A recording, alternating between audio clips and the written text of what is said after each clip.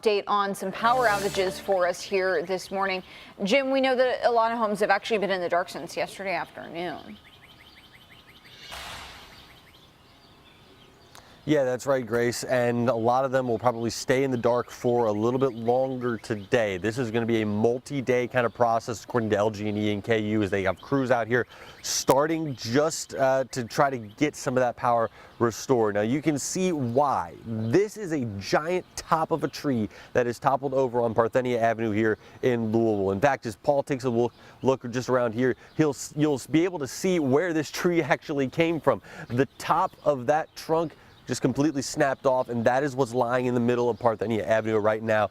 Off to my left, there are some down power lines as well, and that is really what we're seeing as far as the big damage and why we're seeing so many power outages all throughout Kentuckiana and really the state of Kentucky. As you head further southwest, you're going to see even more of those. Let's pop up some of the maps right now and we'll show you just exactly what we're looking at when it comes to these outages. LG&E and KU reporting, well, close to 80,000, about 78,000 customers here in Kentucky without power right now. When it comes to Jefferson County, we're seeing that number start to tick down just a little bit. We're about 38,000 customers without power here in Jefferson County. But as you get further, as I said, south and west, things get a little bit hairier, a lot more red on that map when you get into Hopkins and especially Muhlenberg County. Those two counties got hit very, very hard. If we cross over the river into Indiana, Duke Energy is reporting about 1,000 customers without power over in Clark County,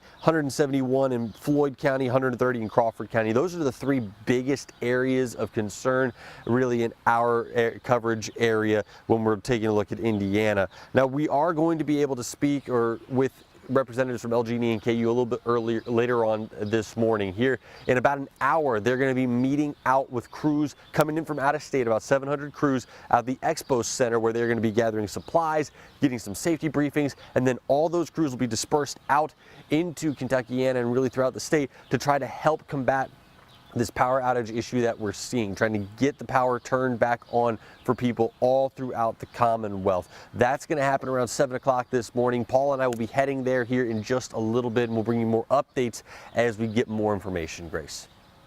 Thank you. Overnight, Kentucky Governor Andy Beshear issued a state of emergency for the Commonwealth. He says it's to ensure communities most impacted by the severe weather we saw yesterday get the help they need.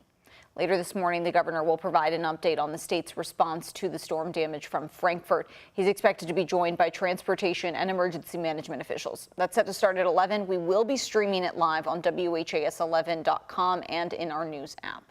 Some of the worst of Sunday's weather was in East Louisville, out toward Anchorage. Take a look at some video from that area. You can see several large trees toppled onto power lines, blocking roads, even railroad tracks. People living there didn't waste any time getting to work trying to clear paths. That part of town is also where officials say a man was killed in the first round of storms yesterday. He was hit by a falling tree in the Owl Creek neighborhood. WHAS 11's Travis Breeze and photojournalist Aspen Hester got a closer look there. We heard that at church, that today was going to be a stormy day with some weather coming in. In the Owl Creek neighborhood between Linden and Anchorage, neighbors were out surveying the damage. All these. Yeah. One scene particularly sad. Police responded to the intersection of Hobbs Station Road and Lodge Hill Road around 12:30 for a person hit by a tree. Neighbors tell us they believe it was a landscaper who was trying to finish a job before the storm hit. They say this large tree fell from one backyard into another, hitting the man. Well, that is really shocking. And just yesterday I was talking to neighbors just down this street that had a tree fall on their house, and they were very surprised by it. And it was just some of the winds we had. Allison Spurgeon lives a half-mile away from where it happened. So that just got hit just right. She feels fortunate they only have small branches to pick up. As people tried to get around town, they found many roads impassable. At the intersection of Beach Road and Old Harrods Creek Road in Anchorage, there are multiple large trees uprooted, blocking the intersection. At least 2 trees in someone's yard. There's big, thick power lines blocking the road. There are some crews here now to start clearing the trees, but it's going to take them multiple hours to reopen this road. You can also see a wooden power pole with a stop sign on it and power lines has been completely snapped in half. Travis Breeze, WHAS11 on your side. In a statement, Mayor Craig Greenberg honored the man who was killed in the storm Sunday. He said in part, quote, "Please join me in holding this family in our thoughts and prayers during this difficult time. May their memory be a blessing." As local crews continue to assess the damage, we'd like to see the impact in your area. It helps us kind of piece together what happened and how that storm hit. You can text any photos of damage near you to the number on your screen. It's 502-582-7290. Today is, of course, Memorial Day. To honor those who served, there's the annual Memorial Day ceremony at Zachary Taylor National Cemetery.